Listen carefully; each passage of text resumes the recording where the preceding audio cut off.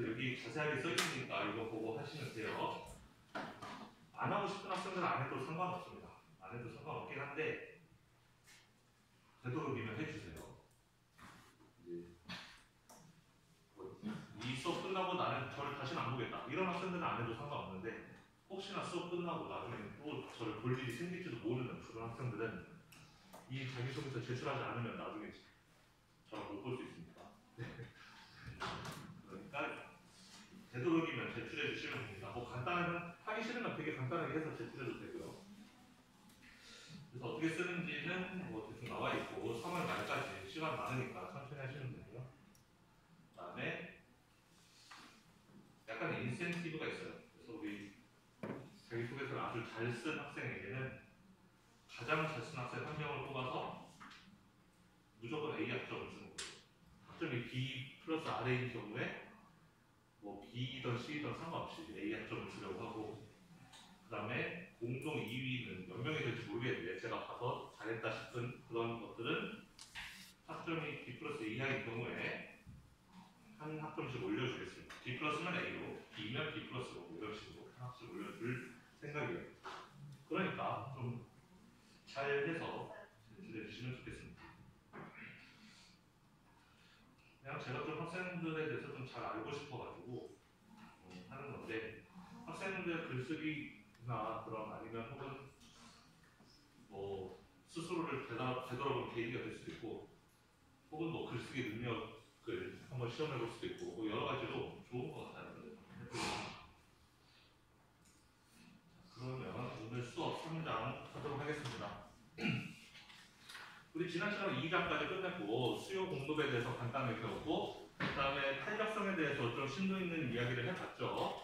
그 탄력성은 주로 이제 그 수요 공급의 기울기에 의해서 좀 결정되는 측면이 있다. 탄력성이라는 것은 가격 변동에 대해서 그 수요나 공급의 양이 얼마나 영향을 받는가, 민감하게 영향을 받는가, 그걸 측정해주는 척서였는데, 그 탄력성에 대해서 자세히 배웠고, 이제 3장에서는 그럼 우리가 수요 공급 그래프 그리는 거 배웠으니까 그 그래프들을 활용해서 그 정부 정책이라든지 이런 거가 어떻게 우리 그래프로 나타내서 그 분석할 수 있는지, 그래프가 어떻게 분석되는지 이런 거를 한번 살펴보겠습니다.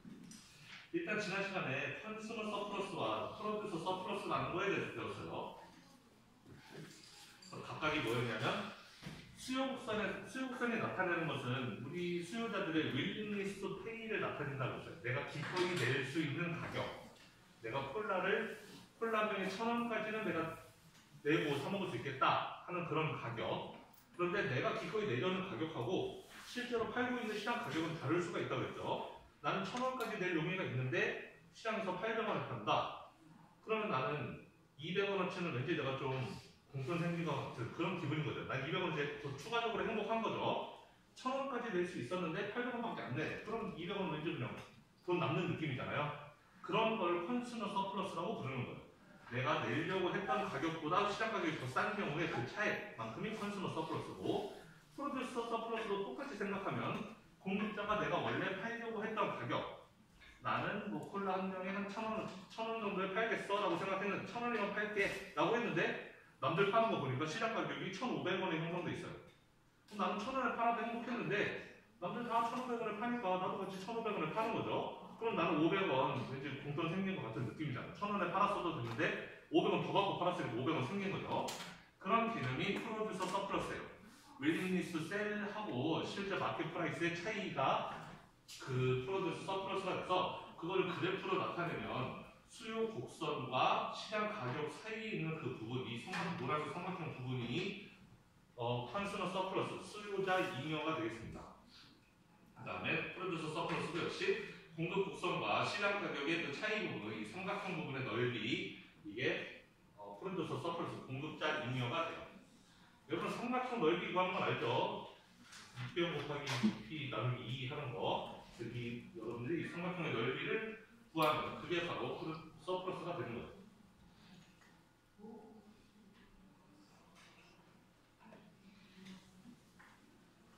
이거 했었고, 그 다음에 컨슈머 서플러스라든지 프로듀서 서플러스는 이 곡선의 기울기에 의해서 결정이 되는 측면이 있다. 그래서 그래서 D1처럼 이렇게 기울기가 큰 경우에는 이런 경우에는 서플러스가 큰 거죠. A하고 B 합친 부분, 이 큰 삼각형 부분이 되는 것이고 곡선이 이렇게 평평하면 D2처럼 평평하면 이 작은 삼각형이 되는 거죠.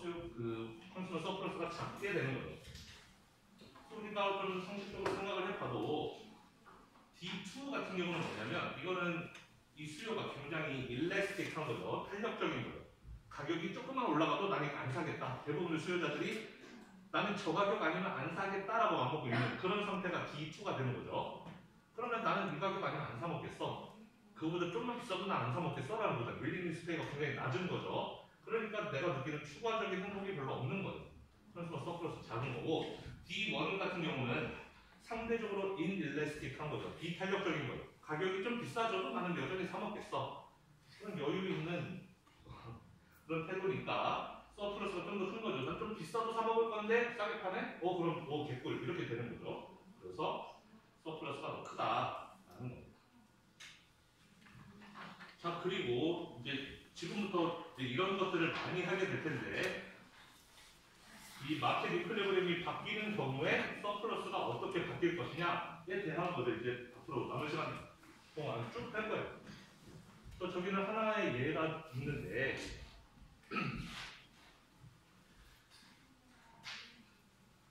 수요가 있고 공급이 있죠. 그래서 원래 수요 공급이 이렇게 있으면은 여기가 마켓 여기가 시장 가격이니까 시장 이퀄리브리엄에서 이 윗부분 삼각형 이게 컨슈머 서플러스가 되는 것이고 이 아래쪽 삼각형 이 부분이 프로듀서 서플러스 이렇게 된다고 했습니다. 그럼 기본은 이렇게 출발하는 거예요. 자, 그런데 무슨 사회 현상 때문에 공급 곡선이 줄어들었대요. 아마도 공급 가격이 비싸졌던 그런 거죠. 생산 비용이 증가해서 공급이 줄어들었어요. 공급이 원래는 여기였는데 여기로 이렇게 공급이 줄어들었다는 겁니다.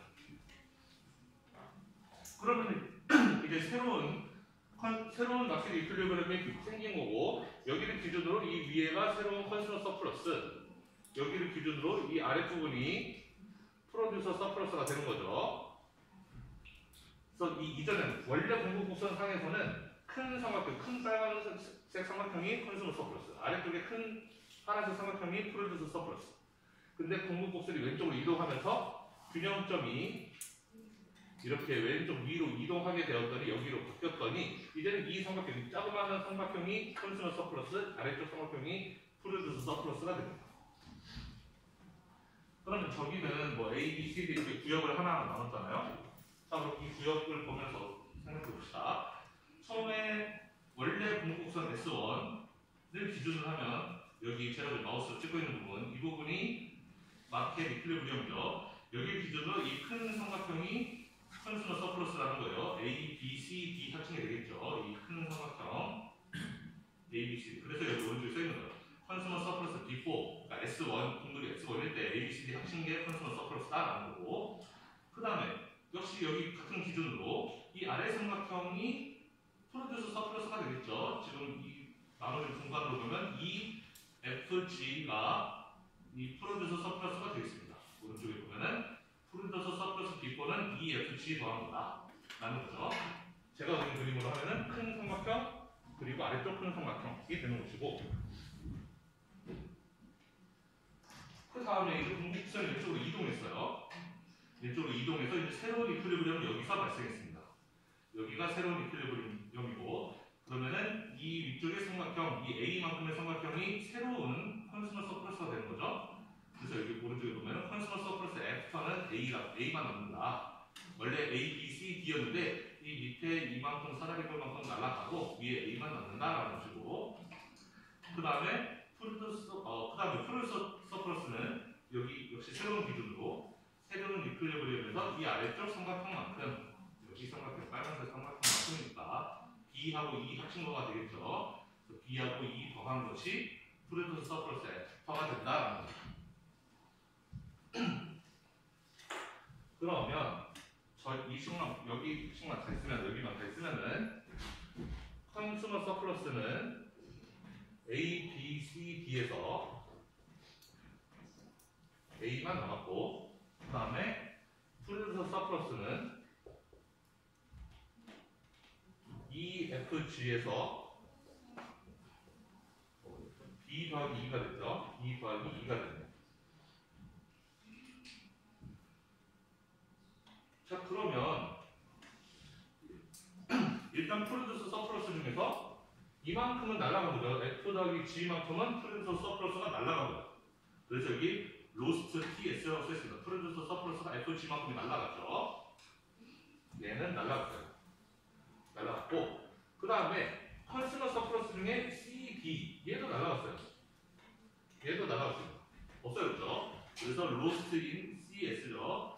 컨슈머 서플러스가 CD만큼 없어졌고, 그 다음에 D는 얘는 날아간 건 아니고, 얘는 여기로 이동했어요. 얘는 이쪽으로 갔어요. 여기 와서 붙었어요. 원래 저기 컨슈머 서플러스에 있던 게 이쪽으로 이동했죠. 프로듀서 서플러스로. 그래서 이 B 부분은 컨슈머 서플러스에서 프로듀서 서플러스로 트랜스퍼 했다라고 부릅니다. 그럼 다 됐죠? 나머지는 그대로죠. A 원래 있던 거 여기 A 있고, E 원래 있던 거 여기 있고, B는 여기로 옮겨갔고, C, D 날아갔고, F, G 날아갔고, 그럼 이렇게 왼쪽으로 다 갖게 되죠. 그래서 우리는 이런 식의 어떤 정부 정책에서 이렇게 서플라이 커브가 이렇게 왼쪽으로 이동하는 경우에 뭐가 날아가고 뭐가 새로 생기고 이런 것들을 앞으로 지속 문제 이야기를 해볼 거라는 거예요. 그래서 여기 보면 서플라이 커브가 감소하면 이퀄리브리엄 프라이스가 올라가고 이퀄리브리엄 퀀터티가 내려가고 그래서 컨슈머 서플러스가 감소하고 뭐 이런 거 얘기가 좀 나오는데 여러분들 그냥 상식적으로 생각해보면 다 쉬운 얘기입니다. 그래프만 그려보면 별로 어려운 얘기가 아니에요.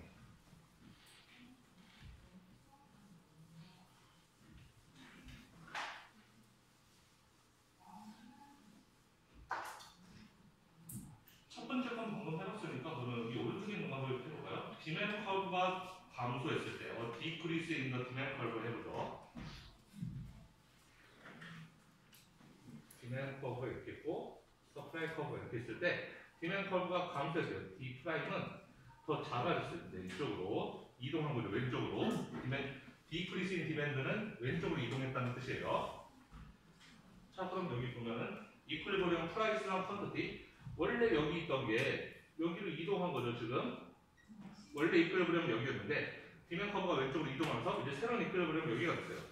이퀄리브리엄 프라이스도 아래로 내려갔고 이퀄리브리엄 퀀터티도 왼쪽으로 줄어들었어요. 프라이스, 퀀터티 둘 다 줄었죠.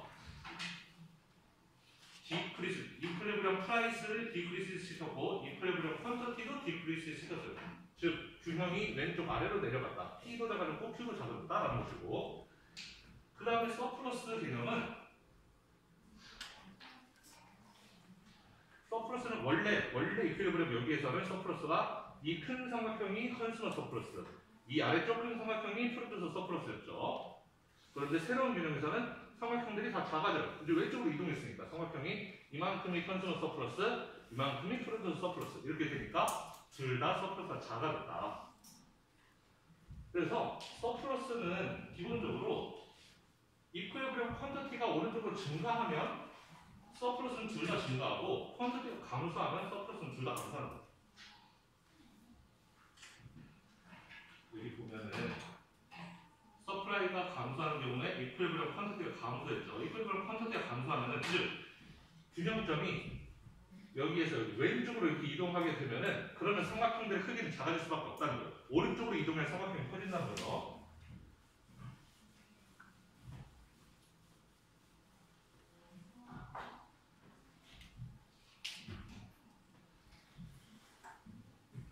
역시 비슷한 예를 들어서 수요 공급이 있는데 이번에는 공급이 증가했다고 쳐봅시다. S''로 증가했어요. 이렇게. 그러면 원래 이퀄리브리엄 여기 있었는데 이제 새로운 이퀄리브리엄 여기 생기는 거잖아요. 이렇게 오른쪽 아래로 내려갔죠. 가격은 내려가고 수량은 증가하는 이렇게 오른쪽으로 가게 되면 삼각형 크기를 비교해보세요. 원래는 이만큼이었는데 수요 컨슈머 서플러스가 이제는 컨슈머 서플러스가 이만큼이 되는 거죠. 그래서 삼각형 커졌고 프로듀스 서플러스도 원래는 이만큼이었는데 이제는 이만큼이 되는 거죠. 이만큼. 그러니까 원래 이 크기에서 이렇게 더 커졌잖아요. 딱 봐도. 그러니까 오른쪽으로 이동하면은 컨슈머 서플러스, 프로듀스 서플러스는 무조건 다 같이 커진다. 왼쪽으로 오면 다 같이 작아진다. 이거는 여러분들이 그림을 그려보시면 여기 있는 말들을 다 이해할 수가 있겠습니다. 그래서 이 정도 컨슈머, 프로듀스 서플러스의 기본을 알아두고 이제는 정부 정책에 대해서 하나씩 해볼게요. 첫 번째, 프라이스 레귤레이션에 대해서 해보겠습니다.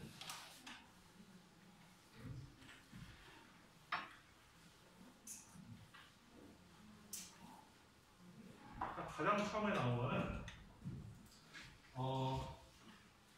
프라이스 실링에 대한 이야기예요. 각 정치인들은 이렇게 프라이스 레귤레이션을 한다면서 가끔 가격이 너무 막 갑작스럽게 이렇게 많이 올라가거나 하면은 가격이 너무 올라가니까 서민들한테 부담이 된다. 그래서 가격을 결국 얼마 이상 못 올라가게 이렇게 상한에 걸어놓는 경우가 있어요. 그걸 영어로 프라이스 실링이라고 합니다. 실링이 우리 지붕 이런 거죠. 가격의 지붕, 가격이 상한선을 딱 정해놓는 거예요. 우리 주변에 그런 거 있나요? 가격 상한을 규정하는 게? 저는 옛날에 그 이명박 대통령 때였나? 그 치킨 값이 막 치킨 한 마리 2만 원 넘어가고 하니까 대통령이 치킨 너무 비싸다고. 그래서 그때 치킨값 2만 원 안 넘게끔 이렇게 그때 정확하게 딱 정부에서 정책을 했던 건 아닌 것 같은데 하여튼 대통령이 말 한번 해가지고 그때 치킨값이 2만 원 잘 안 넘게끔 했던 그런 기억이 있는데 그런 게 가격 상한을 둔 거죠. 원래 시장 가격대로 그냥 놔두면 2만 원 넘어갈 텐데 지금은 치킨 2만 원씩 넘잖아요. 2만 원 안 넘게 했었고 여러분들 아직 어려서 부동산에 관심이 별로 없겠지만 분양가 상한제 이런 거 뉴스 같은 데서 들어봤을 수도 있어요. 집값이 너무 비싸니까 분양 가격을 낮추자는 거죠. 너무 비싸면 서민들이 역시 또 집 사기가 힘드니까 분양 가격을 딱 상한을 정해서 그 이상 비싸지지 않게끔 그래서 수요자들이 그걸 살 수 있게끔 또 하여튼 그렇게 정하는 거 이런 거를 가격 상한제 영어로는 프라이스 실링이라고 해요. 그래서 쉽게 말하면 어떤 재화에 대해서 법적으로 정해놓는 겁니다. 가장 비싼 최상단의 가격을 정해놓는 거예요. 그 이상 가격 못 받게끔 상한 가격을 정해놓는 거예요. 중요한 것은 프라이스 실링은 반드시 이퀄리브리엄 가격보다 낮은 상태여야지 바인딩하다는 건 그게 효력이 있다는 거예요. 뭔 소리냐면 시장 가격이 예를 들어서 콜라가 시장에서 한 뭐 1,000원에 팔리고 있어요. 시장에서 한 1,000원에 팔리고 있는데 와 콜라 가격이 너무 비싸네 하면서 콜라 가격 상한제를 두는데 상한제 1,500원 이렇게. 그러면은 시장에서 어차피 1,000원에 팔고 있는 거를 상한제를 1,500원에 주면 그게 효과가 없을 거 아니에요. 어차피 1,000원에 팔리고 있는 건데 상한이라는 게 무의미하죠. 상한을 주려면 시장 가격보다 낮아야 그게 의미가 있죠. 시장에서 1,000원인데 그게 너무 비싸다? 그럼 상한을 800원 이렇게 설정해야죠. 1,000원을 못 팔게끔. 그럼 800원을 해야지 시장 가격이 1,000원이었던 게 800원으로 내려갈 거 아닙니까? 그래서 반드시 프라이스 실링은 set below the equilibrium price를 해야 돼요. 시장 가격보다 낮춰서 상한을 정해야지 그래서 그게 효과가 있지. 시장 가격보다 높은데 프라이스 실링이 있다? 그러면 그거는 non-binding 프라이스 실링이라고 해서 아무 효과가 없는 거예요. 있으나 마나한 제도입니다. 분양가 상한제도 마찬가지죠. 분양가가 막 10억 넘어갈 것 같으니까 8억인가? 8억 저 정확히 저도 집이 없어서 잘 모르겠네. 8억인가 9억인가 거기에 딱 상한을 맞춘 거잖아요.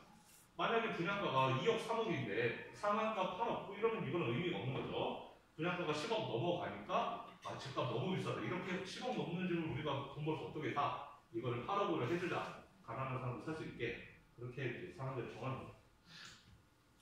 그래서 프라이스 실링은 바인딩하기 위해서는 반드시 균형 가격보다 낮은 상태여야 된다. 라는 것이고 그러면 what are the effects of price ceiling on the market? 그래서 시장에서 프라이스 실링을 적용하게 되면 그럼 그거에 따른 효과가 어떻게 되는가를 그래프로 보자라는 거죠. 그럼 또 역시 수요와 공급 그리는 거죠. 공급이 있고 수요가 있고 원래 이퀄리브리엄 프라이스는 여기에요. 여기가 이퀄리브리엄 프라이스인데 지금 정부가 볼 때는 이 가격이 너무 비싼 거예요.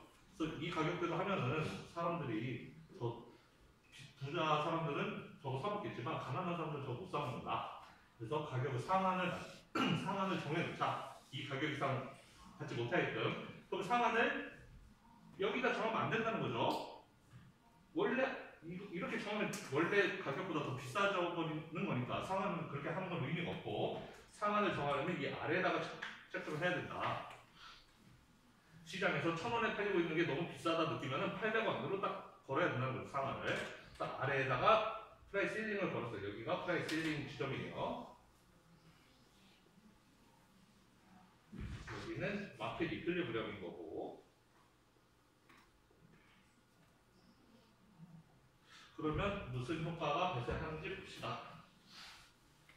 자, 그러면 이제는 이 가격은 더 이상 시장에서 받을 수가 없어요. 정부가 법으로 정했기 때문에 이 가격을 책정한 불법이고, 이제 가격은 이 가격으로 고정이 되게 됩니다. 이 가격 이상 올리지 말라고 했으니까 이 가격까지만 딱 받는 거죠. 물론 이거보다 더 낮게 받을 이유는 없고.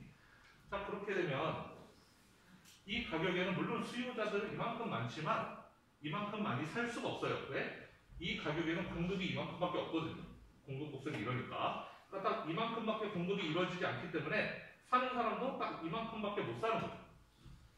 이렇게 많은 사람들이 원하지만, 가격이 싸니까 당연히 원하는 사람이 많죠. 하지만 공급이 없기 때문에 그만큼 사지 못해요. 이만큼은 살 수가 없게 되는 겁니다. 사고는 쉽지만 못 사는 거죠, 이 사람들은. 자, 우리가 관심 있는 건 서플러스의 개념인데, 원래 만약에 실링이 없었다, 프라이스 실링이 없었다면 원래 컨슈머 서플러스는 이만큼이었겠죠. 이만큼이 원래 컨슈머 서플러스였고, 그 다음에 프로듀서 서플러스는 이 아래 삼각형이었겠죠. 이만큼이 프로듀서 서플러스였을 겁니다. 그래서 이 위에 거가 컨슈머 서플러스, 이 아래 거가 프로듀서 서플러스. 그리고 우리 기준으로는 서플러스는 무조건 좋은 것이기 때문에 우리 사회는 컨슈머 서플러스가 됐든 프로듀서 서플러스가 됐든 그 두 개의 합을 최대로 하는 게 제일 좋은 거예요. 서플러스는 나쁜 게 아니라 좋은 거예요. 우리는 사회에서 서플러스를 극대화시킬 수 있으면 그게 제일 좋은 거예요. 자, 그러면 시장에 그대로 맡겨놨어요. 마켓 이퀄리브리엄에 맡겼으면은 이 위에만큼이 수요자 임명, 이 아래쪽만큼이 공급자 임명이 될 텐데, 이제 프라이스 실링을 여기에 걸었어요. 자, 이렇게 걸게 되면은 그럼 이제 이 가격만 받아야 되는 거죠. 공급자들은 이만큼만 공급을 할 테니까 이만큼이 프로듀서 서플러스가 되겠죠. 아까는 이렇게 폈었는데 프로듀서 서플러스가 이만큼으로 줄어들게 됐어요. 자, 그럼 이번에는 컨슈머 서플러스는, 컨슈머들은, 수요자들은 자기들이 원했던 가격이 이만큼이잖아요. 이 비싼 가격이었죠. 원래 윌링리스 페이는 굉장히 높았는데, 근데 시장 가격은 여기야. 왜냐면 법에서 이렇게 정했기 때문에. 나는 이만큼의 가격을 또 내고 살 용의가 있었는데, 이게 비싸다고 내가 원하지도 않았는데 정부에서 이렇게 싼 가격에 해줬네? 그럼 나는 이 차이만큼 또 추가적인 행복이 생기는 거죠. 그만큼 서플러스가 생기는 거죠. 따라서 컨슈머 서플러스는 이만큼이 되는 거예요. 여기 사각형만큼. 맞나요? 이 사람들이 생각하는 디맨드와 시장 가격의 차이니까 그 사이만큼이 컨슈머 서플러스가 되는 거죠. 자, 그러면 이 그래프로 해서 공간을 잘 이쁘게 나눴으니까 이걸 보면서 얘기해 봅시다. 자, 원래 균형점은 여기였어요. W. 그러면 컨슈머 서플러스는 원래 시장 균형대로 따라가자면 컨슈머 서플러스는 A, B, C 합치면 여기 삼각형. 여기 삼각형이. 그래서 컨슈머 서플러스 B번은 A 더하기 B 더하기 C라고 써 있습니다.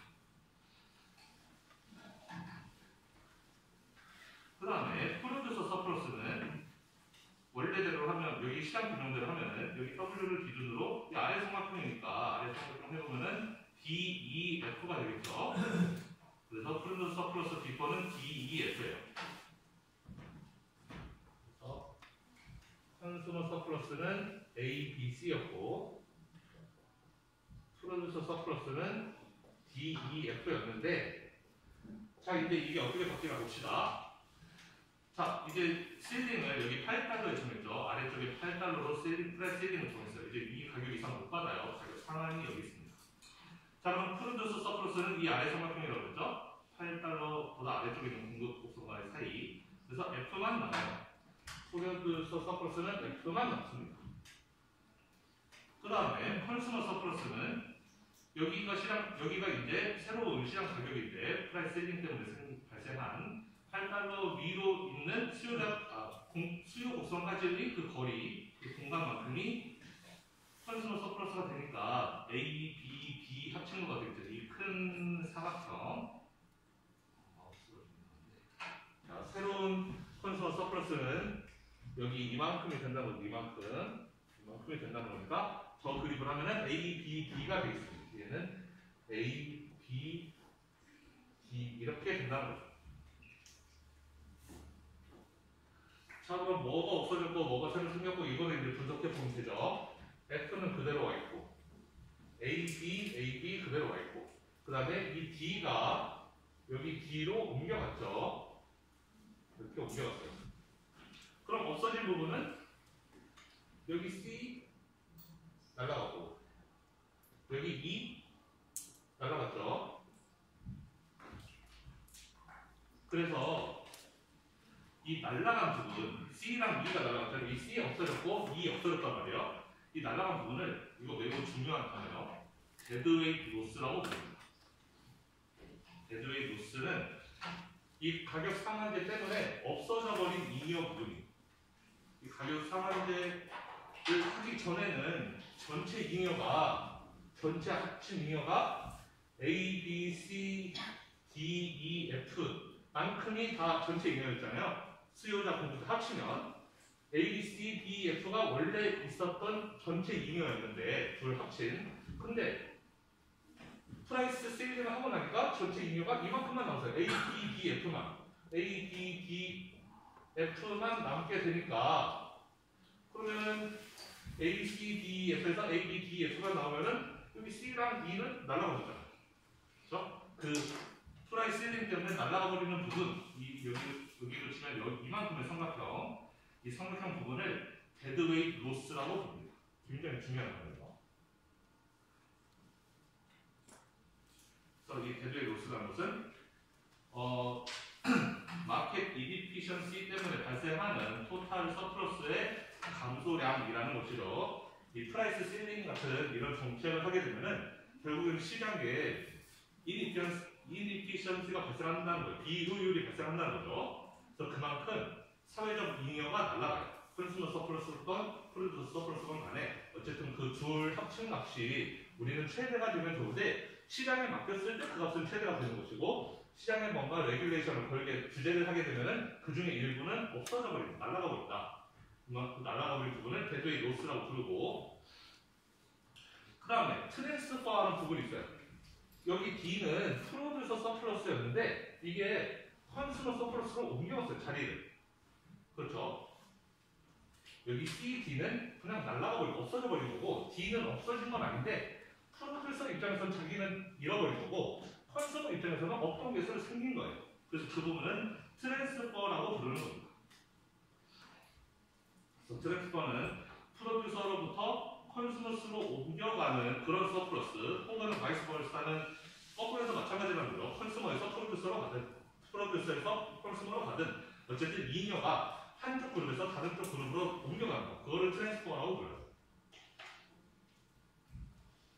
자, 그러면 이런 정책은 뭐하러 할까요? 지금 보면 제가 좀 부정적으로 이야기한 것 같지 않아요? 약간? 데드웨이트 로스가 발생하잖아요. 이 정책을 함으로 인해서. 정책 안 했으면 전체 서플러스가 이렇게 큰 삼각형, 이 큰 삼각형이 전체 서플러스였는데 이 정책 때문에 이 삼각형만큼이 날아가고 이만큼만 총 서플러스가 되는 거잖아요. 그렇죠? 이 중간 이 분홍색 부분 날아갔죠. 데드웨이트 로스로. 사회적 손실이 발생한 거예요. 그럼 사회적 손실이 발생하는 거 우리 다 아는 사실인데 그럼에도 불구하고 이런 정책을 왜 할까요? 그냥 바보라서? 자, 이런 정책을 왜 할까? 예스 먼저 트랜스퍼 때문에 하는 거죠. 데드웨이트 로스 때문에 하지는 않을 거 아니에요? 잃어버린 부분이 발생하니까 이런 정책을 한다고 말이 안 되고 그렇다면 변하는 부분은 트랜스퍼 부분인데 얘 때문에 하는 거라고 생각할 수 있죠. 자, 정부에서 볼 때는 시장이 공급자에게 너무 유리하게 설정되어 있다고 생각할 수 있는 거예요. 예를 들면 지금 현재 가격이 비싸다라고 생각하는 것은 그게 시장 금융 가격임에도 비싸다고 생각하는 것은 정부에서 봤을 때는 이거는 너무 기업한테 유리한 거다. 수요자들한테 좀 불리한 거다라고 생각한다면 공급자가 가지고 있는 일부 서플러스를 수요자한테 돌려주는 방향이라면, 그러니까 전환시켜주는 방향이라면, 그렇다면 약간의 데드로스는 감수할 수도 있지. 이렇게 생각할 수도 있는 거잖아요. 이해가 돼요? 그러니까 프라이스 1위는 하는 목적은 결국 이거예요. 트랜스퍼. 얘 때문에 하는 거예요. 우리는 C와 E가 날아가는 거 알아요. 데드로스가 발생하는 건 알지만 그거는 감수하겠다는 거예요. 왜? 프로듀서 서플러스가 지금 가져가고 있는 이 D, E, F가 너무 크다. 얘네들은 F만 먹어도 된다. 기업들은 뭐 돈이 많으니까 얘네들은 좀 덜 먹어도 되고 이 D를 소비자한테 전가시켜 주자 라는 목적으로 이런 정책을 하는 거죠.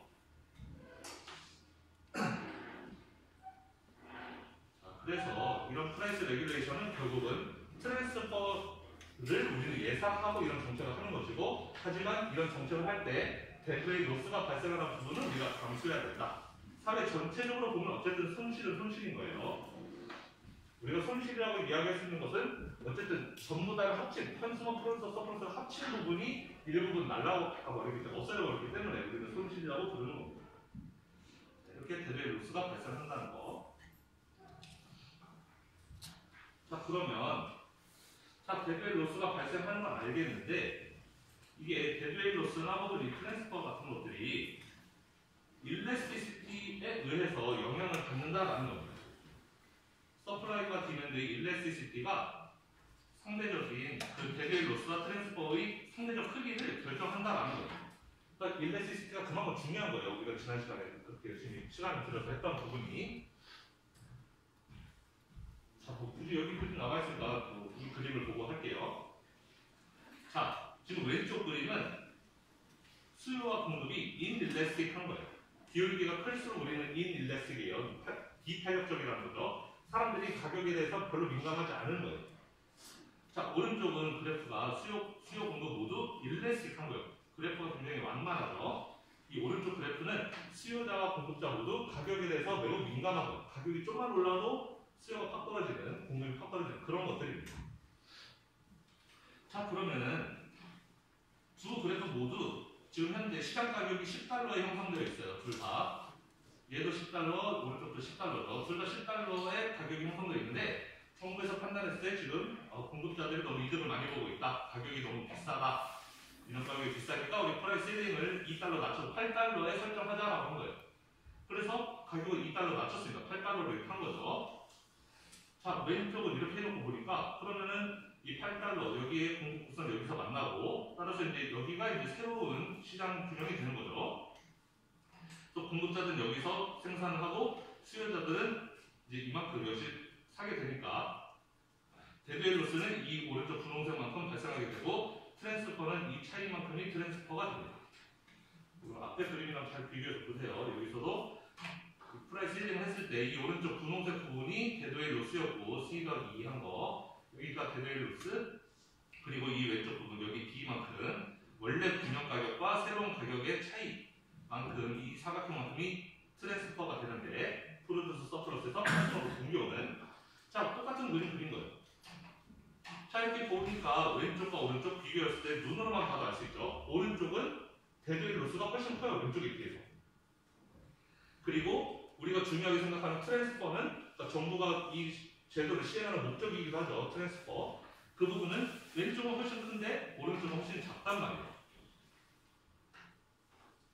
그러니까 우리는 이런 정책을 만약에 시행한다면, 이런 정책을 시행하는 목적은 아까도 이야기했듯이 데드웨이 로스를 감수를 하면서 우리는 트랜스퍼를 노리고 이런 정책을 한다고 했는데, 왼쪽은 데드웨이 로스가 작고 트랜스퍼가 크니까 어쩌면 이런 정책이 잘 효과가 있는 그런 상황이 되는 것이고, 오른쪽은 트랜스퍼는 작은데 우리가 감수해야 되는 데드웨이 로스는 굉장히 큰 거잖아요. 그럼 이런 상황에서는 이런 정책을 하면 안 되는 거죠. 그러니까 이런 가격 상한 정책 이런 걸 하려면 수요나 공급이 이런 비탄력적인 그런 상황에서 했을 때 효과가 있는 것이고, 수요와 공급이 이렇게 가격에 대해서 굉장히 민감하다. 그러면 오히려 사회적으로 잃어버리는 부분만 많을 뿐, 실제로 공급자 이익과 수요자 이익으로 전환되는 부분은 그렇게 크지는 않다라는 거예요. 오른쪽은 잘못된 정책이라는 거죠. 왼쪽인 경우에 이 정책이 효과를 더 많이 볼 수 있다는.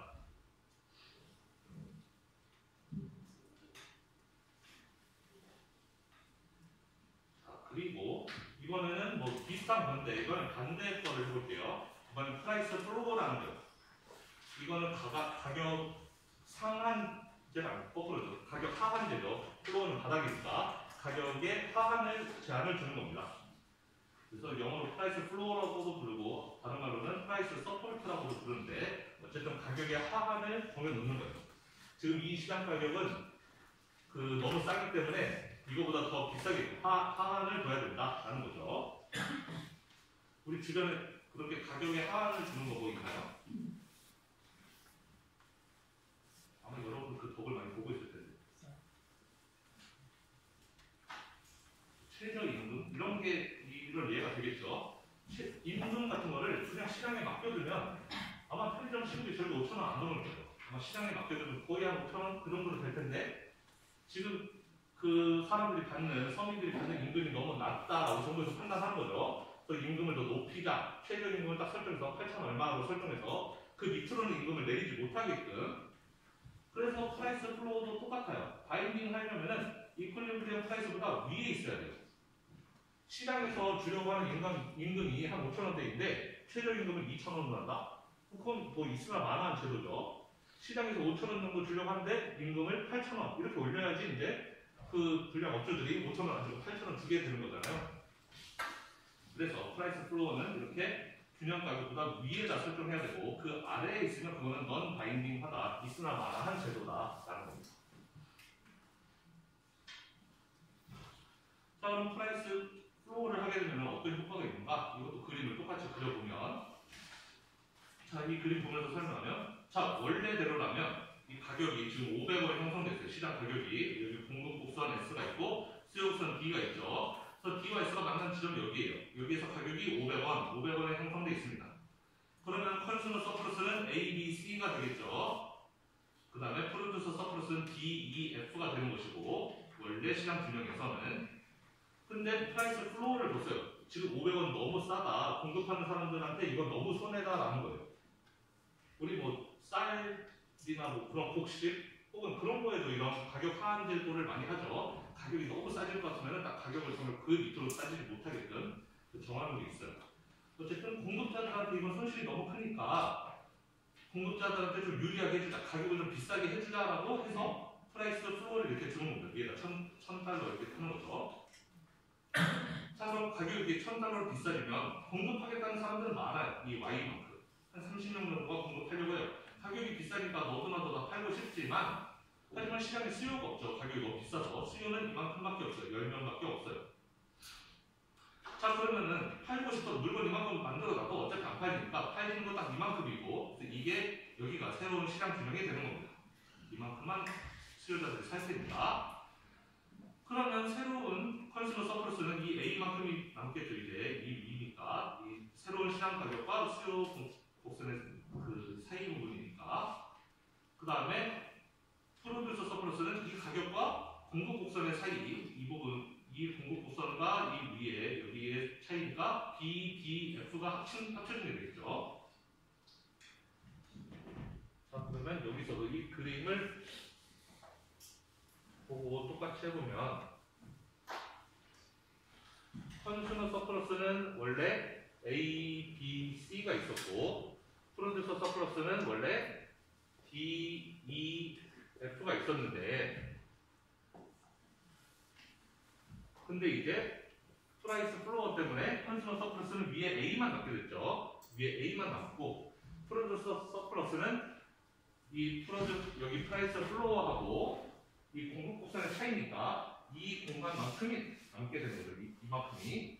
그래서 DF만큼이 프로듀서 서플러스를 남게 됩니다. 그러면 이제 우리는 뭐가 없어졌고 뭐가 전환됐는지 그것만 찾으면 되죠. 일단 B가 여기 있던 B가 여기 있던 B로 자리를 옮겨갖고 이게 트랜스퍼인 거죠. 그리고 없어진 거는 여기는 C가 없어졌고 여기는 E가 없어졌죠. A는 그대로 A로 왔고 여기 DF도 여기 DF 이대로 남았어요. 없어진 거는 C와 E가 없어졌다. 얘가 궤도의 로스. 저기서 분홍색 부분 그게 궤도의 로스. 아예 없어져 버린 E며 그 다음에 정부가 이 정책을 시행하는 이유 바로 이 B 때문이죠. B 트랜스퍼를 시키는 거예요. 수요자들이 너무 많이 받고 있다. 너무 많은 혜택을 보고 있다. 지금 현재 가격에서는 그 혜택을 일부 빼서 공급자들에게 주는 그런 혜택인 거죠. 우리 최저임금이 그런 거잖아요. 우리가 여기서 알바를 한다. 알바를 하는 사람이 공급자인 거죠. 알바를 구하는 쪽이 수요자인 거고 그런 임금이 시장 균형 상태에서는 정부가 왔을 때 수요자들이 너무 이득을 많이 챙긴다. 즉 편의점 점주들이 너무 이득을 많이 챙긴다라는 거예요. 편의점 알바가 공급자, 점주가 컨슈머잖아요. 디맨드잖아요. 그러면은 정부가 볼 때는 편의점 점주가 사장님이 너무 많이 이득을 챙긴다. 사장님이 이득을 일부 빼서 공급자들, 우리 청년들 알바할 때 임금을 보전해 주자. 그래서 이렇게 서플러스가 이동하게끔. 그래서 이런 정책을 하는 겁니다. 대도의 로스가 있는 걸 알지만 우리는 일부 수요자 서플러스를 프로듀서 서플러스로 전가시켜 주기 위해서 이걸 정책을 하는 것이죠. 그래서 프라이스 레귤레이션에 대해서 간단하게 살펴봤고 이번에는 퀀티티 레귤레이션에 대해서 살펴보겠습니다. 자, 프라이스 레귤레이션 우리 두 개 봤죠. 가격의 상한을 두는 거, 가격의 하한을 두는 거. 가격의 상한을 두는 것은 시장 가격이 너무 비싸다. 즉 공급자들이 너무 많은 이득을 챙기고 있다. 그래서 가격을 좀 낮춰가지고 공급자들의 이득을 수요자로 옮기고 거기서 발생하는 대도의 로스는 어쩔 수 없이 감수. 그 다음에 프라이스 플로어는 그 반대였죠. 이거는 가격이 너무 싸기 때문에 수요자들의 이득을 너무 많이 보고 있는 것이고 그래서 수요자들의 이득을 일부 공급자한테 주면서 대도의 로스 발생하는 건 그냥 어쩔 수 없이 감수. 이게 두 가지인데 퀀티티 레귤레이션은 수량을 제한하는 거예요. 지금 시장에서 거래되고 있는 수량이 너무 많다. 그거를 줄이자라는 게 퀀티티 레귤레이션입니다. 그래서 프라이스 레귤레이션과 비슷한데 퀀티티는 이제 어마운트를 이제 제한하는 것이죠. 그래서 우리가 영어로 얘를 쿼터라고 불러요. 쿼터라고 부릅니다. 수량을 제한하는 거. 우리 보통 수입 제품에 대해서 쿼터를 많이 써요. 우리가 수입을 할 때 외국으로부터 뭔가 특정 재화를 수입할 때 쿼터를 설정하지 않으면 너무 많이 예를 들어서 수입을 하게 되면 국내 산업이 다 무너질 수가 있잖아요. 여러분들은 FTA의 시대에 살아서 잘 모르겠지만 저가 어렸을 때만 해도 그때 FTA라는 게 거의 없었고 다 보호무역의 시대였기 때문에 이렇게 수출 수입을 개방하는 문제에 대해서 나라가 굉장히 예민했었습니다. 제가 어렸을 때만 해도 초등학교 다닐 때만 해도 우리나라에 수입 쌀 같은 게 없었어요. 쌀은 다 우리나라에서만 다 생산해서 먹고 그랬었는데 그때 쌀 시장을 쌀 수입 시장을 개방한다고 했을 때 미국에서 우리나라한테 쌀 수입 시장 열으라고 막 했던 거죠. 미국은 쌀이 싸니까 너네 나라에서 좀 수입해라. 너네 나라 쌀이 너무 비싸잖아. 그때 우리는 난리가 났어요. 나라 전체가 막 뒤집어 엎어지고 농민들 다 1년 내내 데모하고 좀 기억이 나는데 어쨌든 쿼터라는 것은 주로 이렇게 수입 물량에 대해서 설정하는 경우가 많아요. 국내 산업을 보호하기 위해서 국내에서 지금 생산하고 있는 사람들을 보호해주기 위해서 수입 물량이 너무 많이 들어오지 않게끔 하는 거죠. 우리 영화에서도 스크린 쿼터 그런 거 있지 않나요? 여러분 혹시 처음 들어보나요? 스크린 쿼터? 그것도 몇 년 걸까? 한 5년, 10년 전에만 해도 있었는데 뭐냐면 요즘은 그런 거 필요가 없는데 예전에는 헐리우드 영화가 한국에서 인기가 너무 좋으니까 한국 영화를 만들어봤자 극장에서 개봉관이 몇 개 없는 거예요. 우리나라에서 영화를 만들어봤자 옛날에는 한국 영화의 수준이 미국 영화에 비해서 많이 떨어지니까 장사가 잘 되는 건 다 미국 영화거든요. 그러니까 한국 영화 감독들이 영화 아무리 잘 만들어봤자 극장에서 상영을 안 해줘요. 그러니까 이제 영화인들이 항상 스크린 쿼터를 이제 주장했던 거고 실제로 있었던 제도입니다. 스크린 쿼터 제도를 이제 계속 우리나라가 예전에 가지고 있었는데 뭐냐면 국내 외국 영화를 몇 개 이상 상영을 못하는 거죠. 외국 영화가 들어와도 예를 들어 CGV에 들어온다 그러면은 CGV에 상영을 10개면 그 중에 5개만 외국 영화 하고 나머지 5개는 무조건 국내 영화 하게끔 외국 영화의 수량을 제한하는 거죠. 그 스크린 코드가 꽤 오래 갔는데 지금은 의미가 없어졌어요. 왜냐하면 어차피 지금 한국 영화의 수준이 너무 높아져가지고 극장에서 외국 영화 수량을 제한하라고 굳이 그렇게 하지 않아도 알아서 외국 영화를 줄이고 국산 영화를 많이 틀고 있는 상황이기 때문에 지금은 코드 의미가 없어져서 그걸 안 하고 있지만 옛날에는 그거 가지고 영화인들이 엄청 많이 막 투쟁하고 막 그랬었습니다. 아, 최근에 무슨 코드인지 제가 이해를 잘 못했는데 여러 번 세대에 맞는 이해를 잘 못했는데 하여튼 그래서 수입에 대해서 이렇게 하는 경우가 많고 왜 하느냐? 국내 산업을 보호하기 위해서 이제 그 수입에 대해서 쿼타를 자꾸 거는 거죠. 외국 것들이 안 들어와야지 우리나라에서 스스로 생산해서 산업을 발전시킬 수 있으니까. 근데 또 간혹가다 중국의 뭐 히토류 같은 경우에는 수출을 이렇게 제한하는 경우도 있어서 수출에 대해서 쿼터를 제한하는 경우도 있다. 특히 중국이 이런 걸 많이 하죠.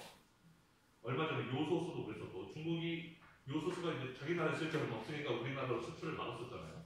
우리나라에서 손실을 봤었죠. 그때 요소수 없어가지고. 하여튼 그렇게 그 물량을 제한하는 것을 쿼터라고 하는데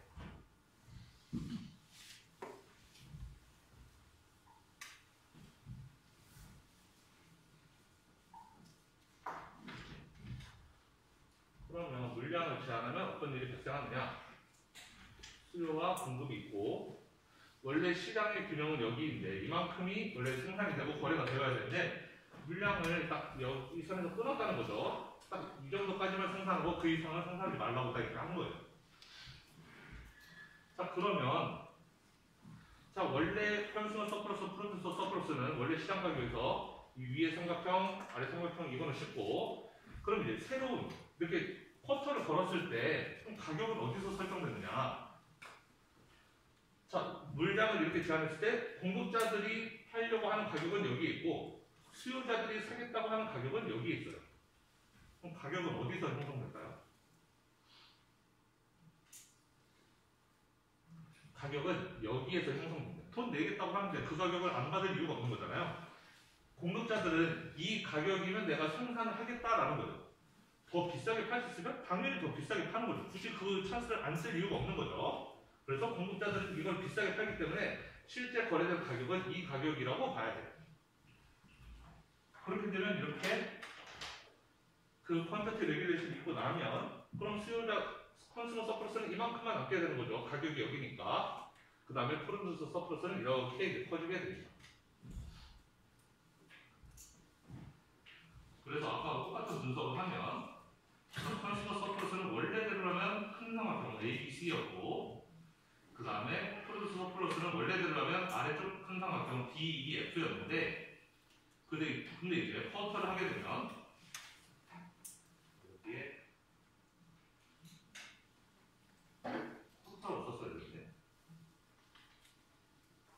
이렇게 썼어야 되는데 잘못하는 쿼터의 효과는 이렇게 썼어야 되는데 자 그래서 쿼터 효과는 컨슈머 서플러스는 A만 남게 되고 프로듀서 서플러스는 이 $100 아래쪽 전부 다 B, D, F가 남게 되죠.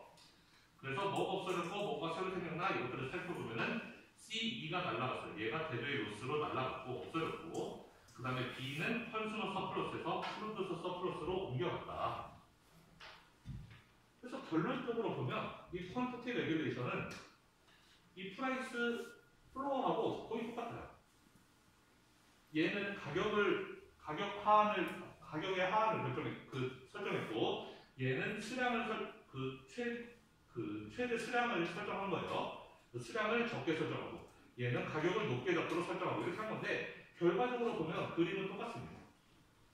결국 이 C 이만큼 여기 삼각형만큼 대대 루스가 발생하고 이 B만큼 컨슈머 서플러스에서 프로듀서 서플러스로 옮겨갔다는 거 여기서도 그림이 똑같죠. CS가 PS로 옮겨가고 여기 이만큼 대대 루스가 발생하고 그래서 레귤레이션의 방법은 달랐지만 하나는 가격의 하한을 설정했고 하나는 수량의 맥시멈을 설정했지만 결국 결과적으로 보면은 똑같은 일을 한 거다라는 거죠.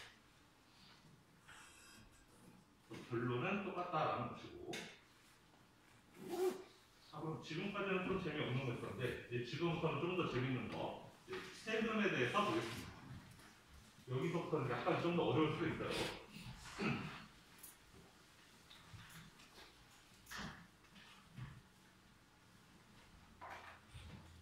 뭐 세금이라는 거 우리 주위에서 많이 볼 수 있죠. 소비세 같은 것도 있고 여러분들 물건 살 때마다 부가가치세 막 내는 거 있잖아요. 10%씩 내는 거. 우리 뭐 사 먹을 때 뭐 내가 김밥 한 줄을 사 먹는다. 뭐 3,000원. 3,000원 낼 때 여러분들 세금 안 낸다 생각하지만 그 안에 다 세금 포함되어 있습니다. 소비세 같은 게 포함이 돼 있어요. 원래는 10% 내는 거예요. 그 세금 포함해서 3,000원에 사 먹는 거죠.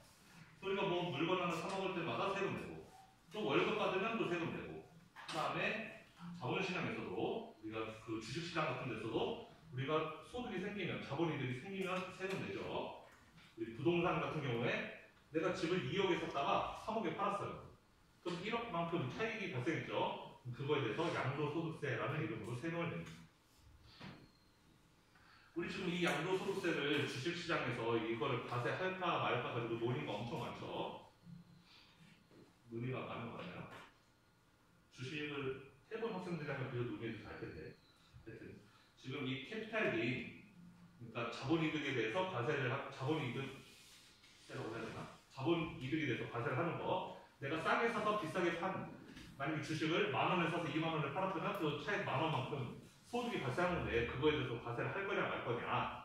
지금 한국은 부동산에 대해서는 과세를 하고 있지만 주식에 대해서는 사실상 과세를 안 하고 있단 말이에요. 그 주식에 대해서도 과세를 할 거냐 말 거냐에 대해서 논의가 지금 활발하게 일어나고 있죠. 문재인 정부에서는 그걸 하려고 했고 근데 지금 여러 투자자들의 반대에 의해서 지금 막혀 있죠. 안 될 가능성이 높은데. 뭐 어쨌든 뭐 세금이 우리 주변에 많은데 그럼 세금이 시장에 어떤 영향을 미치는가를 한번 보자는 겁니다. 일단 일부의 세금은 시장 실패를 바로잡는 데 사용되기도 해요. 예를 들면은 뭐 쓰레기 종량제 봉투 같은 거 종량제 봉투 그런 게 일종의 세금이죠. 종량제 봉투 그냥 얇게 얇은 그 비닐봉지인데 그게 뭐 500원, 1,000원씩 하잖아요. 원래 그만한 비닐봉지 어디서 계속 구하려고 그러면 10원도 안 할 텐데 종량제 봉투라고 써있으면 그게 500원, 1,000원이 된단 말이에요. 그건 일종의 세금인데 그런 세금을 왜 걷느냐 나라에서 쓸데없이 그 나라의 세수가 부족해서 그걸 걷느냐 그렇다기보다는 시장 실패가 일어날 수 있기 때문에 그걸 방지하기 위해서 그 종량제 봉투 쓰레기에 대해서 세금을 걷지 않으면 사람들이 쓰레기를 엄청 많이 버릴 거라는 거죠. 무분별하게 재활용도 하지 않고 그러니까 사람들로 하여금 최대한 재활용을 많이 해서 진짜 쓰레기는 좀 줄일 수 있게끔 자발적으로 그렇게 할 수 있게끔 동기부여를 주기 위해서 이렇게 세금을 책정하는 것이고 그런 게 일종의 마켓 페일리어를 조정하는데 사용되는 세금이라고 볼 수가 있겠습니다. 요즘 뭐 얘기 많이 나오는 탄소세 같은 것도 그런 개념인 거죠. 탄소세를 이제 지금 당연히 부과하고 있지 않지만 그런 거를 계속 이렇게 쭉 나가면 기업들이 무분별하게 탄소를 배출할 거라는 거예요. 거기에 대해서 세금을 부과해야지 기업들이 자발적으로 탄소를 줄일 것이다 라고 생각해서 그런 세금을 전 세계적으로 물릴까 말까 논의가 활발하게 되고 있죠. 그래서 일부 세금들은 그렇게 시장 실패, 시장에서 뭔가 자원의 분배가 최선의 방향으로 일어나고 있지 않은 경우에 그거를 바로잡기 위해서 이렇게 세금이 사용되는 경우도 있어요. 쓰레기가 너무 많아질 것 같으니까 쓰레기를 줄이는 방향으로 세금을 매기고 탄소 배출이 너무 많아질 것 같으니까 그걸 줄이는 방향으로 세금을 매기고 좋은 세금도 있긴 하지만 일반적으로는 세금은 일단 그 시장의 그 결과물을 그 왜곡시키는 역할을 하게 됩니다. 쉽게 말하면 데드웨이 로스를 발생시킨다라는 거예요. 자 그러면은 여러분들 그 세금을 매기면 수요 곡선과 공급 곡선이 어떻게 바뀌는지부터 우리가 봐야 되는데 예를 들어서 수요 곡선이 있고 공급 곡선이 이렇게 있어요. 세금을 정부가 수요자한테 매길 수도 있고 공급자한테 매길 수도 있어요. 예를 들면 수요자한테 매긴다는 것은 너 물건 하나 살 때마다 1달러씩 세금 내 이렇게 하는 게 수요자한테 매기는 거죠. 수요자가 제품을 살 때마다 수요자가 세금 내는 거예요. 자 그러면 만약에 수요자한테 1달러 세금을 부과했다고 쳐봅시다. 수요자가 물건 하나 살 때마다 1달러 세금 내야 돼요. 자 이 수요자는 원래 한 개 살 때 내가 예를 들면은 뭐 8달러까지 낼 용의가 있었어요. 이거 제품 하나 살 때 8달러까지 낼 용의가 있었는데 이제 이거 똑같은 제품 살 때 1달러를 세금으로 내야 돼. 그럼 나는 이 제품 사는데 이제 얼마까지 내고 싶을까, 돈을? 1달러. 아까는 내가 세금 안 낼 때는 나 8달러까지 이거 8달러 내고 사먹을 용의가 있었어요. 지금은 이거 살려면 1달러 세금을 정부에 내야 돼요. 그러면 나는 이제는 7달러만 내고 사먹고 싶지 않을까요? 7달러 물건 사는데 내고 그리고 1달러 세금 내고 그래야지 합의 타입 아까랑 똑같아지는 거잖아요. 이제는 아까는 내가 한 개 사먹을 때 여기까지 내고 싶었다면 이제는 여기까지만 내고 싶은 거예요. 즉 수요 곡선이 아래로 이렇게 내려온다는 거예요. 1달러만큼 아래로 내려온다는 겁니다. 내가 덜 사먹고 싶어지는 거죠. 수요가 왼쪽으로 간 거죠. 그러니까 1달러만큼 아래로 내려왔다는 것은 수요가 줄어들었다는 것을 의미하는 거예요. 이제 덜 사먹고 싶어진 거예요. 세금 때문에. 자, 그럼 공급에 대해서도 생각해 볼까요? 만약에 공급자한테 세금을 물렸어요. 너 이거 물건 하나 팔 때마다 1달러 세금 내. 이렇게 된 거죠. 물건 팔면 판매자한테 세금을 물리는 거예요. 자, 그럼 똑같이 해봅시다. 원래 공급자는 한 개 팔 때 나는 원래 2달러만 받으면 되는 사람이었어요. 물건 하나 팔 때 2달러면 충분해. 라고 생각했는데 이제는 이거 팔면 1달러 세금을 내야 돼, 나한테. 그럼 나는 전과 같아지려면 내가 소비자로부터 1달러를 더 받아야지 전과 같아지는 거 아니에요? 이제는 내가 3달러를 받아야지 3달러 받아서 1달러 세금 내고 나면 아까와 똑같은 2달러가 남는 거니까 기분이 똑같아지는 거잖아요. 그래서 지금은 한 개 팔 때 예전에는 내가 2달러는 충분해 라고 생각했다면 이제는 나는 3달러 받아야 충분해가 되는 거예요. 3을 받아야지 1 세금 내고 나한테 2만 남으는 거예요. 예전과 똑같아지는 거예요. 그러니까 수요 공급 곡선이 이렇게 위로 올라간다는 거예요. 이렇게 되는 거예요. 공급 곡선이 1달러만큼 이렇게 위로 올라간다는 거죠. 공급자한테 세금을 물리면 공급 곡선이 이렇게 1달러만큼 올라가요. 결과적으로는 왼쪽으로 이동한 거죠. 이렇게 왼쪽으로. 공급이 줄어든다는 의미예요. 세금을 물리면.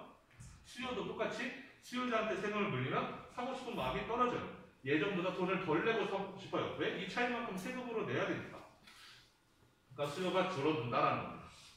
그래서 세금을 매기면 공급자한테 매기면 그만큼 위로 올라간다. 수요자한테 매기면 그만큼 내려간다. 그 세금 금액만큼 정확하게 올라가고 내려간다. 이렇게 생각하면 되겠습니다. 자, 그럼 여기 2003년에 보스턴 시장님이 영화 티켓 하나당 0.5달러의 세금을 과세하려고 했었나 봐요. 자, 그러면은 근데 실제로 그 법안이 통과되지 않았거든요. 하여튼 이 세금이 시장에 그 무비 티켓 시장에 어떤 영향을 미쳤을까라는 겁니다. 자, 그럼 그림을 보면 여기 수요 곡선 D가 있고 그다음에 공급 곡선 S1이 있죠. S1이 원래 공급 곡선이에요. 세금 있기 전 공급 곡선. 그럼 원래는 시장의 균형이 여기 X에서 일어났던 거예요. 수요와 공급이 만나는 여기 X에서 균형이 일어났고 그러면은 우리 이 그림만 보면은 그러면 여기 X 9달러가 이제 원래 시장 가격이었다는 거죠. 이 9달러를 기준으로 해서 이 위쪽은 컨슈머 서플러스가 되는 거죠. A, B, C.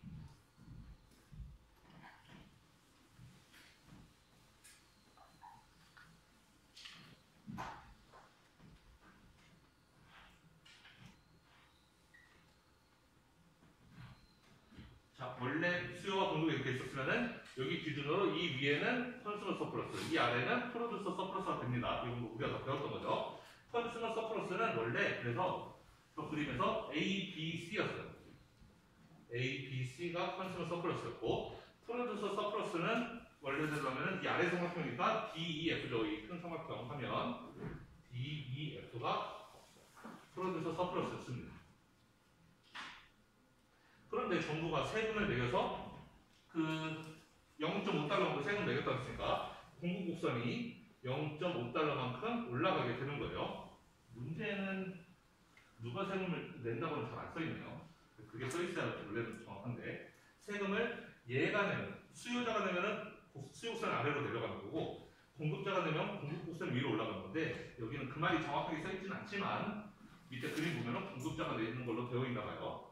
그래서 0.5달러만큼 공급 곡선이 이렇게 올라갔어요. 이제 공급 곡선이 여기에 세금만큼 0.5달러만큼 이렇게 올라갔습니다. 0.5달러만큼 이렇게 올라갔어요. 그래서 이제 새로운 시장 균형은 여기가 된 거죠. 자, 근데 우리가 잘 생각해야 돼요. 이렇게 된 경우에 자, 컨슈머 서플러스는 이만큼이 됩니다. 이 위에. 그래서 컨슈머 서플러스는 이제 A만 남게 되죠. 위에 저 그래프를 보면 A가 남게 되고, 자, 이제 여기서 우리가 잘 생각해야 되는 게 프로듀서 서플러스예요. 프로듀서들은 자, 지금 이 가격을 받고 팔고 있는 거죠. 이 가격을 받고 팔고 있고, 그럼 이만큼이 프로듀서 서플러스로 남아야 돼요. 일단 이 가격과 공급국수의 차이니까 이만큼이 프로듀서 서플러스여야 되는데, 근데 프로듀서들은 이 돈을 받아서 세금 내잖아요. 세금이 0.5라고 그랬죠. 그리고 0.5는 이 차이라고 그랬죠. 이 차이, 여기가 0.5라고 그랬죠. 여기가 0.5예요. 얘가 0.5라는 거, 얘도 0.5예요. 여기가 0.5라는 거죠. 여기가 이만큼이 0.5라는 거죠. 그러니까 그 0.5달러 곱하기 그 수량만큼, 우리가 몇 개가 됐든 그 수량만큼 이만큼은 세금으로 내는 거라고 할 수가 있는 거죠. 자, 이 그래프를 살펴보면 공급자들은 9.30달러를 받을 거예요. 영화 티켓 팔 때 9.3달러에 팔아요. 여기 9.3이잖아요. 9.3에 팔지만 그와 동시에 세금을 0.5 내야 돼요. 그러니까 9.3에서 0.5 빼면 8.8만 5. 즉, 이 차이만큼은 세금이에요. B 더하기 B는 세금이라는 겁니다. 그러니까 프로듀서들은 이만큼의 돈을 벌지만 그 중에 이 사각형만큼을 세금으로 내야 돼요. 그러면 세금 내고 남은 돈은 이 아래 거만 남게 되는 거죠. 프로듀서 서플러스는 F만 남게 되는 거예요. 그러면 이제 이 위에 거는 컨슈머 서플러스, 이 아래 거는 프로듀서 서플러스. 그럼 여기 가운데는 세금 누가 가져가죠? 정부가 가져간 거죠. 정부가 원래는 아무것도 가져가는 게 없었는데 이제는 세금 B만큼을 세금으로 걷어갈 수 있게 되는 거죠. 어쨌든 정부는 돈 번 거죠. 자, 그러면 뭐가 뭘로 움직였나? A는 A 그대로 남았고, F는 F 그대로 남았고, B와 D는 정부의 세금으로 들어갔어요. 그러니까 이 돈 없어진 게 아니죠. B와 D는 없어진 게 아니라 그냥 컨슈머가 원래 가지고 있던 거를 정부의 세금으로, 프로듀서가 가진 거를 세금으로 이렇게 낸 거고, 이제 완전히 없어진 것들은 바로 이거 두 개죠. 얘랑 C와 E가 없어졌어요. 어디에도 안 들어있잖아요. 그래서 C와 E가 데드웨이트 로스를 하는 겁니다. 그래서 이렇게 세금을 부과하게 되면 데드웨이트 로스가 이렇게 발생할 수밖에 없는 거예요. 그래서 많은 경제학자들이 세금 부과하는 것을 좀 안 좋아하는 그런 경향이 좀 있죠. 이런 측면을 보고 세금이라는 것은 반드시 이런 데드웨이트 로스를 발생시키기 때문에 그렇습니다. 자, 이거 이해가 되나요? 여기? 중요한데. 컨슈머 서플러스는 큰 삼각형에서 작은 삼각형, 프로듀서 서플러스는 큰 삼각형에서 원래대로는 이렇게 사각형이 되겠지만 사각형 중에서 이 직사각형 부분은 세금으로 어차피 내야 되니까 세금 내고 남은 거는 이 아래 거만, 그리고 이 부분은 정부가 세금으로 걷는 거니까 그 돈은 사회적으로 아예 없어지는 돈은 아니고 정부가 가지고 있는 돈. 그래서 실제로 사회에서 없어진 부분은 이 부분이다. 여기 작은 삼각형, 저기 분홍색 데드웨이트 로스가 사회에서 없어지는 부분, 우리 사회의 손실은 바로 그 부분 C하고 E 부분이 되겠습니다.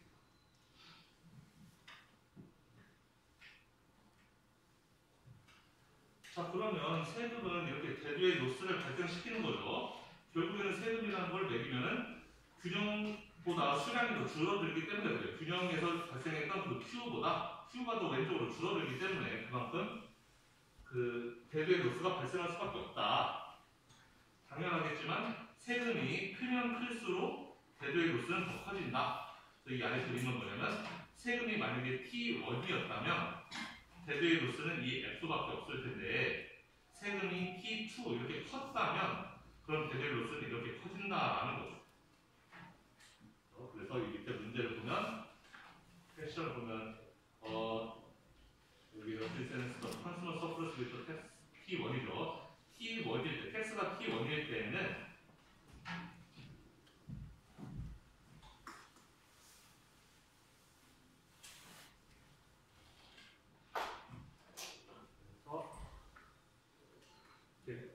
수요가 있을 때 세금이 있으면은 그게 세금이 공급자한테 붙던 수요자한테 붙던 관계없이 그건 좀 이따 배우겠지만 그 딱 세금 이만큼 세금만큼이 간격이 발생하면 거기에서 새로운 균형이 발생하게 됩니다.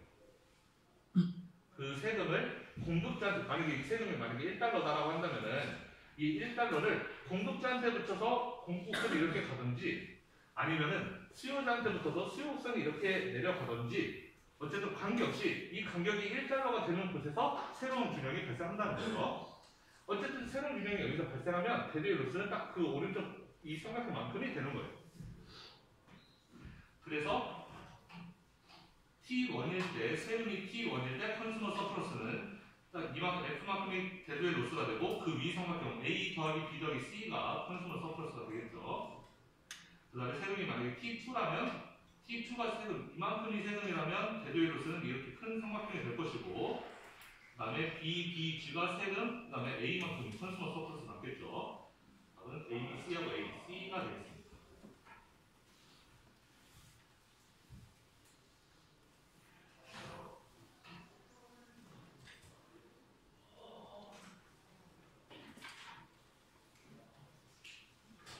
그 다음에 이거는 일단 개념으로만 여러분들이 좀 알아두면 좋은데 제가 방금 했던 이야기랑 똑같아요. 텍스 인시던스라는 게 있어서 세금을 매기면 누가 더 세금을 많이 내는가 그게 텍스 인시던스예요. 세금을 아까 이야기했죠. 수요자한테 세금을 매기면 수요국선이 아래로 내려가고 공급자한테 세금을 매기면 공급국선이 위로 올라간다고 했어요. 그런데 공급자한테 세금을 매기는 경우에 공급자가 그 세금을 다 내는 게 아니에요. 수요자한테 세금을 매길 때 수요자가 그 세금을 다 내는 게 아니라는 거예요. 왜냐면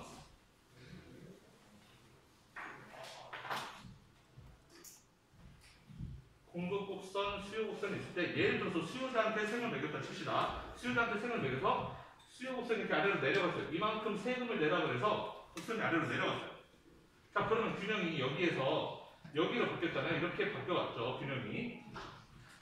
자, 세금. 수요자는 세금 얼마 내냐면 세금을 이 차이만큼 내요. 이만큼이 수요자가 내는 세금이에요. 그런데 수요자는 예전보다 더 싼 가격의 제품을 살 수 있는 거잖아요. 실제로는 수요자는 이 새로운 균형 때문에 이만큼은 이득을 본 거예요. 세금 이만큼 냈지만 이만큼 이득 본 거고 사실상 수요자는 이만큼만 세금을 낸 거라는 거예요. 이 전체 세금, 이게 전체 세금인데 자, 공급자는 원래는 이렇게 비싼 가격에 팔았는데 세금 때문에 싸게 팔아야 되는 거잖아요. 그럼 공급자한테 세금 내라고 하지 않았어요. 수요자가 세금을 내라고 했지만 공급자는 사실상 세금을 내고 있는 거나 다름없어요. 세금 없을 때는 비싼 가격에 팔았는데 세금 때문에 싸게 팔아야 되니까 이만큼 손실을 봐야 되잖아요. 그게 사실상 공급자가 내는 세금이라는 거죠. 그래서 이만큼은 공급자가 내는 세금이고 수요자 입장에서는 수요자 이만큼 세금 원래 다 내야 되는데 이만큼 내야 되지만 생각해보면 가격이 여기서 이렇게 떨어졌어요. 가격 떨어진 것만큼은 수요자 입장에서는 이득인 거죠. 내가 세금을 예를 들어서 일단 만약에 100원을 내야 되는데 그 중에 가격 60원 떨어진 게 있다? 그럼 나는 40원만 세금 내는 거나 다름없다는 거죠. 세금을 100원 내도 예전보다 60원 싸게 물건 살 수 있다면 40원 손해밖에 안 되는 거니까 수요자가 내는 세금은 이만큼이다라는 거죠. 정부는 수요자한테만 과세를 했지만 실제 세금을 누가 그 세금을 짊어지느냐, 벌금이 누구한테 가느냐는 이게 나눠서 간다. 공급자한테 일부 나눠서 가고 수요자한테 일부 나눠서 간다. 라는 게 텍스 인시던스고 내용은 다음 시간에 이어서 하겠습니다.